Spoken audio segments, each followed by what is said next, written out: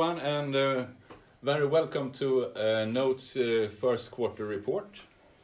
I hope that everyone have received the report and read it, and we can start with saying that it actually came in a little bit stronger than we had expected, which is very pleasing, of course. I hope that everyone has been able to call in and found the details. And if you have information that is hard to find and hard to log in, please let us know, because we are running this as our standard setup, and we've done it for a few quarters here. Looking at the numbers, our sales came in stronger than expected, 17% growth, everything is organic. We had about 2% of the growth is currency, and the rest is pure growth. We can also see that we tried to quantify the corona effect, how much we lost in a quarter, and it's about 20 million. A majority of it is, of course, China. The extended stop in China took some time or affected the sales. But we also had some delays due to late components that were manufactured in China, and we lost that sales in the first quarter, but we expect to catch up going forward. Our order backlog increased to 22 million, or 22%. It's also a record. We can say it's the strongest order backlog we have ever had. Our operating profit continued to increase, 24% up. Here we also see some effect of the corona, and if we would combine the lost profit with the lost sales and look at that in percentage, we would have reached around 7.3% in the quarter. So we're continuing to strengthen our underlying result and from our operations. We had the profit after financial items up 13%. We had the reason why the financial items is a little higher is revaluation of our customer invoices, and that had some effect due to that the Swedish krona reduced the value in the later half of the quarter. Profit after tax 22 million, up around 12%. I should also comment on our cash flow. We had a very strong cash flow also in this quarter, 63 million. You can say that basically 30 million of that is we changed our factoring method in Estonia, and that had a one-off effect of about 30 million. So 33 million, give or take, is from operations, and 30 million is from another factoring method in Estonia. Our equity rate is again about 40.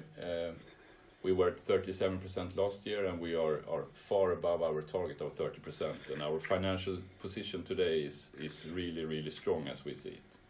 Going into the different regions, we can see that our Western Europe region is continuing to grow faster than our low-cost regions. 23% growth in the quarter, and we also see that the operating profit is continuing to strengthen in this region, and we are up to 9.6% in Western Europe. For the rest of the world, we are growing with 6%, and this is a little mixed bag. We have Estonia that are growing with 20+%, and we have China that has had a reduction in the quarter. If we would add in the lost sales of the extended stop from the corona virus in China, we would have reached around 20% in our low-cost operations. So we also see that we have good underlying growth in this region. What we are very pleased to say is that our headcount has increased with just above 4%, and our sales is up with more than 15% organically over the last year. So our efficiency programs are having the effect that we have expected. Going over to our customer segments, we still have the majority of our sales is in our industrial segment, and the industrial segment has grown at the same pace as we have grown in the quarter. So the industrial segment remains at 64% of our sales.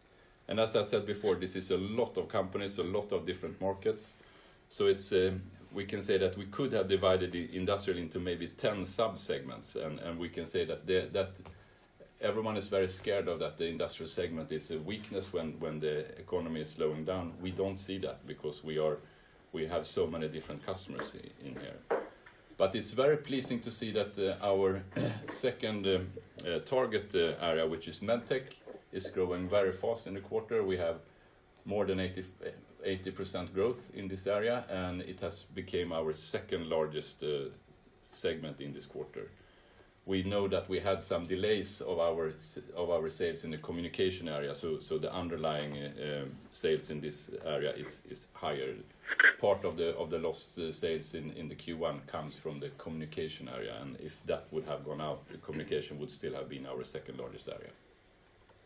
But we are very pleased to see that MedTech is growing, and as you have seen in some press releases we have done in the last couple of weeks, we are gaining more orders in this area, so we expect that the MedTech is continuing to increase in size in this second quarter and onwards in the year. I also would like to mention that in this, everyone asks me how big is your single customer dependencies that we have seen in this industry. But we can say that our largest customer in the quarter stands for less than 6% of our sales. So we have a very, very good spread among our customers, and our dependency on one or a few customers is very low. And that is I think that is part of the reason why we see that our sales is continuing to be so high, because we don't get so hurt if one or two customers are going down, because that is compensated from other customers. So we're very happy with our big spread or the large number of, as we see, fairly large customers, and that gives us a very good strength, and it gives us some kind of, how should I say, our expectations is that this will limit our exposure to slower market effects. Okay. Our highlights in the first quarter, you can say that we have a lot of highlights, so it's very hard to select which ones to mention, but we are very proud of our quality and delivery performance. We can say that the delivery performance in the first quarter were if we would exclude China, because we had since the extended stop in China caused some delays in deliveries. If we exclude that, we're still above 96% in average, and that is very, very strong, and we get a lot of recognition for this from our customers. And I think this combined with the high quality performance is the two most important criteria for us when we are winning new customers. These are the things that they are looking for: high operational performance. And so therefore it's very pleasing to see that we are continuing to receive all awards for best quality or best supplier awards. So we have quite a few of them every year, and this one is from our largest customer in China. And this has also meant that we have gained quite substantially more business from this customer going forward. If we look at our organic growth, we have, it's a mixed between increasing share of wallet from existing customers. But I would like to mention our wins, and we don't quantify it in this presentation, but our wins last year were at a record level. We were up more than 40% from our second best year ever in wins of new business last year. And we can also see that the sales in the first quarter, that 10% of the sales came from customers that we did not have 1 year ago. And this is really, really strong in my opinion, and this is why we still see our high level of growth. We can also say that our expectation of these customers is that this 10% will continue to increase going forward, because we are in the earlier phase of production and production ramp up here.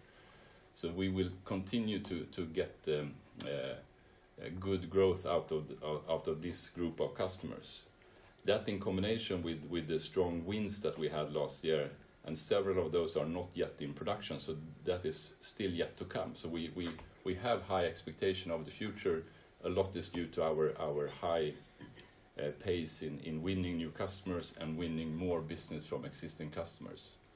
And to me, I think this is a sign coming from our strong operational performance combined with our easiness to do business. We're very easy to get access to as management. The sales staff is out and working very closely with the customers.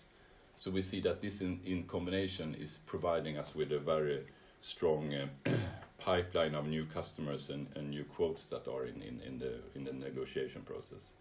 And our expectation is that even still the coronavirus spreading, we still expect that this year will be very strong also in new customer acquisition during the year. And this in combination has given us a very strong order backlog, and that is something that we expect that we will see get paid off for the quarters to come. Yeah. If we look at our operating margin, 7%, it's the strongest Q1 ever. As we mentioned before, we had some negative effects of the virus, but still it's a very strong quarter. We also see that Western Europe is at record levels. A lot comes from the continued growth. It's easier to earn more money when you grow. But also it comes from our efficiency projects in China and Estonia. Estonia had its best quarter in several years in the first quarter. And we have worked a lot with efficiencies there. Also China, if we look at March isolated, it was a very, very strong March in China. So we are seeing the effects, and we have high expectations for going forward through the year. Our return on our capital remains to be on the target level, 20%. We're just a little bit above it, but 20%. Our capex plan, we have a strong capex plan for the year. We are growing, we are extending our factories, and we need more machines to produce the capacity that we need for the new customers. And we talked a lot last year about our inventories. We had a big buildup of inventories in the first half of 2019. If we look at the inventory today, we see that it's fairly well balanced. We are at an inventory turnover of just above 4. In our industry with high mix, low volume, we believe that 4 to 5 is a good level to be at, and we are happy to see that we are on the lower end now when the component market is a little bit more tricky. And we see that we have quite good availability. We spend a lot of time, of course, to work with our component sourcing, but we see that it's not affecting us so much, and we are meeting our customers' expectations to a very high degree, and I think this is the inventory level combined with strong work from our sourcing teams, both centrally and at all sites, are giving us a good foundation for the growth that we are seeing to come. Also important is that we withdraw our dividend proposal. We did it because we did not see clearly how this coronavirus would affect our industry and our factories.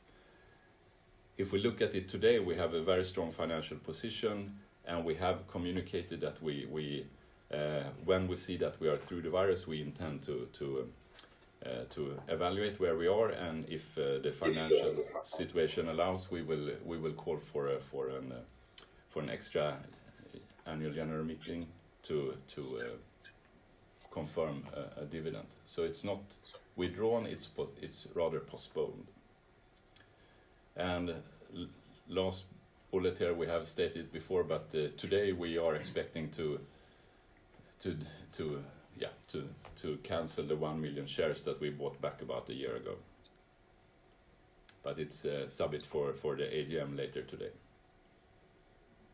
Okay.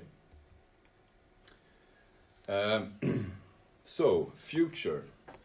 I think this is maybe the most important question for today's report and for where we are today. And we normally do not guide very, very detailed. We normally always say that we see that we have a good order backlog, and we have good expectations to reach a good sales about 10%.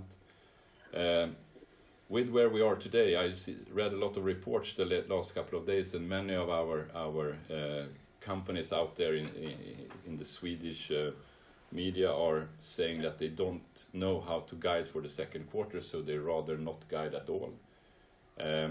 We have taken another approach. We are looking at our order backlog, we're looking at the speed that we go into the second quarter, and what we see is that we have a strong position, and we are happy to share that with our shareholders and the market, and we expect to have a good growth. We ended the first quarter in March with our best month ever in sales, and we go into the second quarter with that speed. We have some negative effects coming from especially Windsor, of course, that are closed. But even if we take in consideration that we expect maybe 50-60% output from that factory, we still believe that we will reach 500 million in sales, corresponding to maybe 12-13% in growth. If we manage to get all our orders out, we will be higher than this, but this is a balanced number that we are willing to share.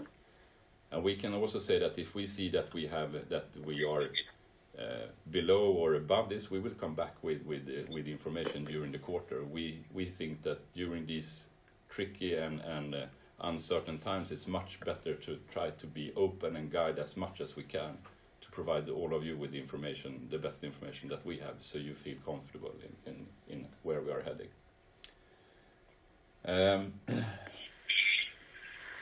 We also see that the financial situation that we are in, it's very pleasing to go into one of these crises with strong profitability, strong growth, and also strong financial situation.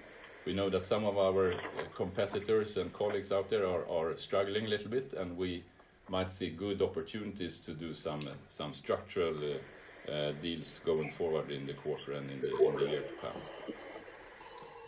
But of course, we are in a strong position as of now. We don't know exactly what will happen with the spreading, but with the impact that we see today, we still believe that we have a good quarter to come. And I got the question here before the meeting, what happens in the second half of the year?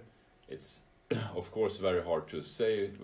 If we look at our customer forecast, we still see that is in line with the plus 10% growth that we expect for the year, but it's too far in the future to say, okay, we will definitely reach this. We are looking at what happens in a very humble way and try to adjust accordingly. But we see also that the second half of the year looks very promising as of today, but we come back to that in the second quarter report. This is a slide that we like to end all our presentations with. We see that on the graph to the left, we see that our sales is continuing to increase in a very good way, and we are actually closing in on the 2 billion Swedish mark. We're at 1.83 billion as of now in the 12-month rolling, and we still see 2 billion as a reachable target for the year. So that is where we are aiming, at least. If you look at the operating margin, it is flatter, but we still see that it increases, and we expect that we also will see increases on the profit side going forward.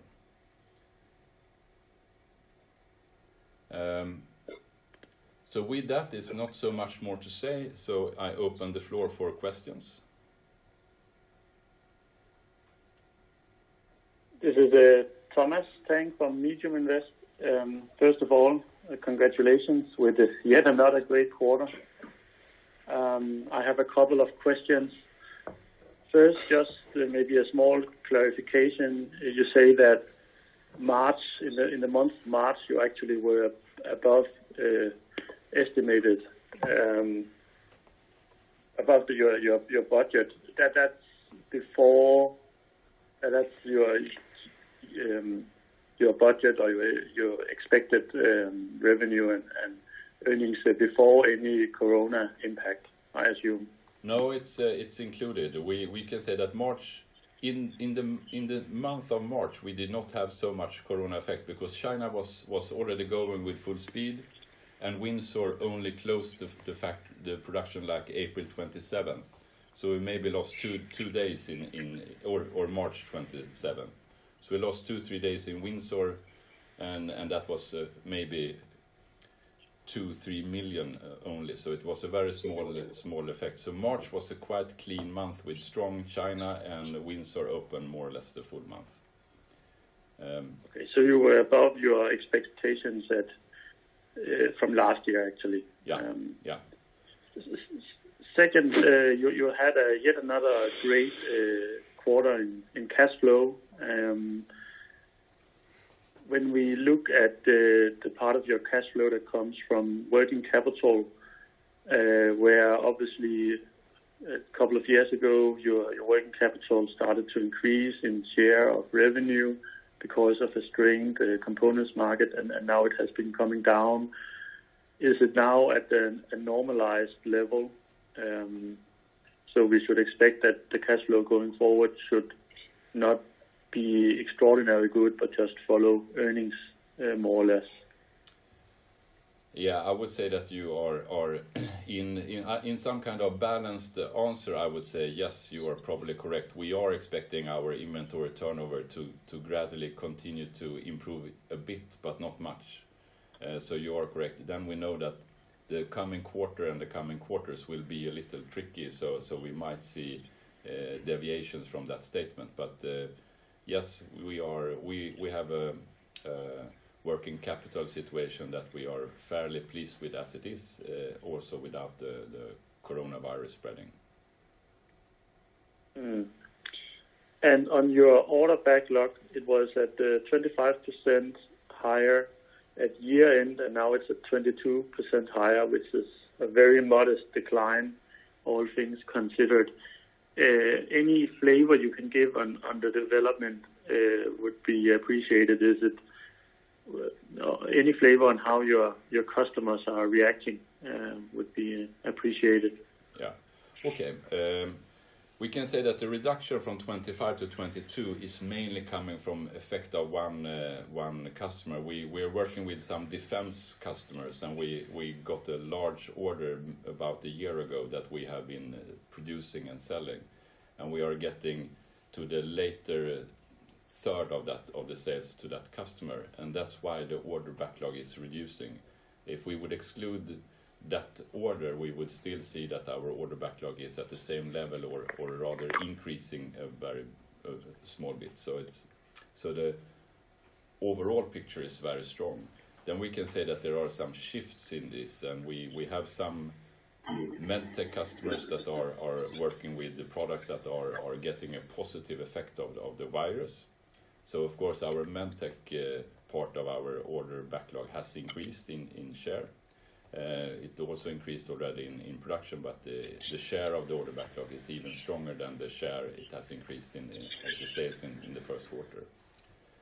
But besides that, most of our customers are confirming that their sales to their customers is still at a good level, and they are confirming that they are still seeing positively on the foreseeable future, meaning the next 3-4 months in their world.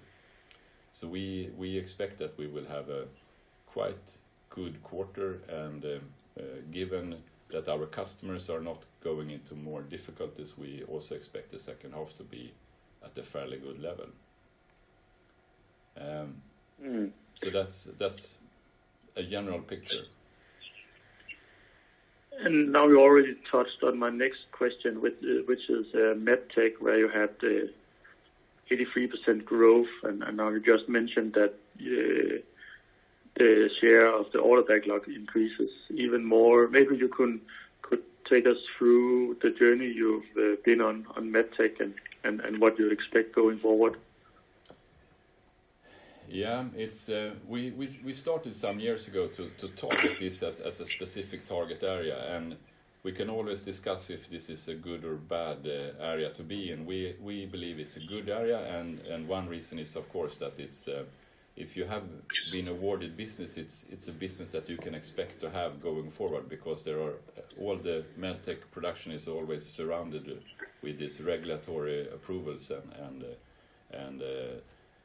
authority approvals. So therefore it's convenient to be in, because you know that it's very difficult to move away from.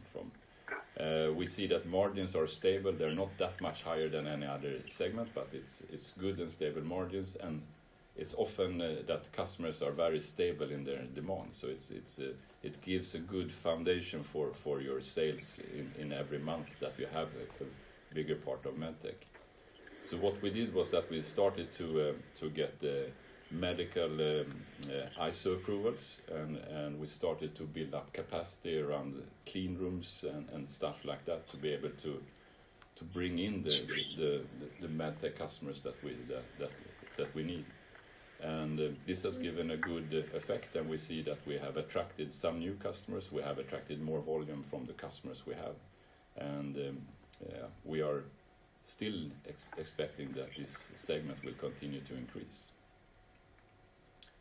And lastly, you briefly mentioned in your presentation that you have I think your wording was a strong CapEx budget for this year.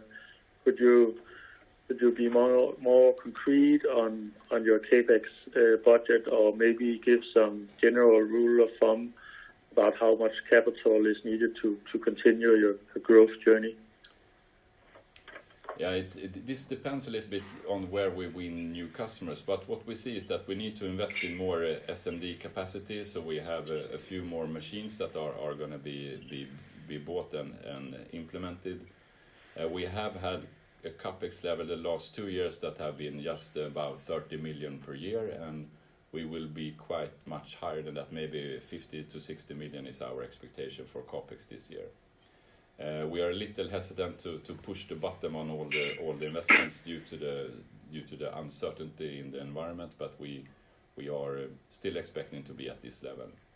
And I think you have to look at the capex level in combination with our headcount, and we are always looking at what positive effects do we get out of more investments, and how can we reduce cost by investing more in more efficiency. And I think this is something that we have worked a lot with the last 12 to 18 months, and we expect even more benefits to come out of these efficiency programs that we are using. But on the other hand, those are consuming some capex, of course. All right. Thank you very much.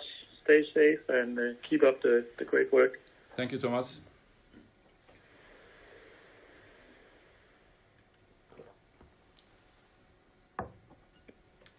Any other questions?